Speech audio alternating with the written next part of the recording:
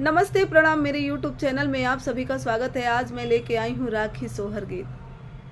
मचिया ही बैठाली माइया त बेटा से राजा कर बेटा से राजा कर हो ए बेटा चली जई तबही नीकी देसावा खबरिया ले आवहु हो ए बेटा चली जाना बही नीकी देसावा खबरिया ले आवहु हो।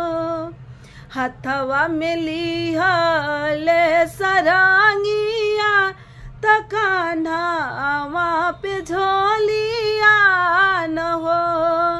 हथवा में लिहले सरंगिया त कान्हावा के झोरावा न हो। आरे धइलिहले जोगी या के भेसा बहिनी देश निकाले ले हो। आरे धइलियल जोगी या के भेसा बहिनिया जोग निकाले ले हो।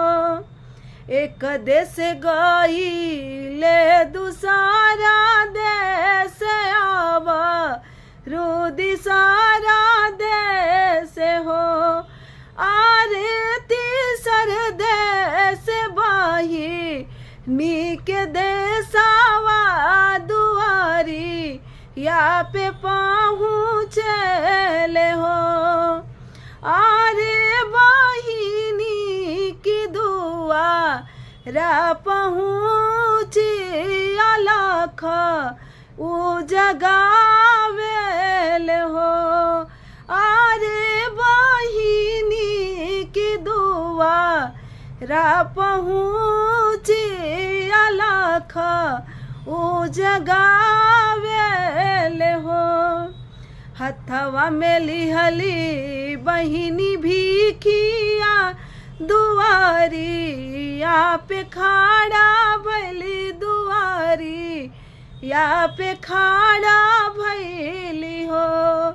जोगिया लेला न भिक्षा वाह हमारा त घरे चली जाई भी हो। जोगिया लेला न भिक्षा वाह हमारा त घरे चली जाई भी हो। मैले जे धोती या पहिरले बाड़ी सात ओरिया पे मन लागे हो। महिला जे धोती या पहिरले बाड़ी पेवा ना हजार लागे हो। सखिया धूमी ललाट छितिरा वाली दुखित मन लागे हो।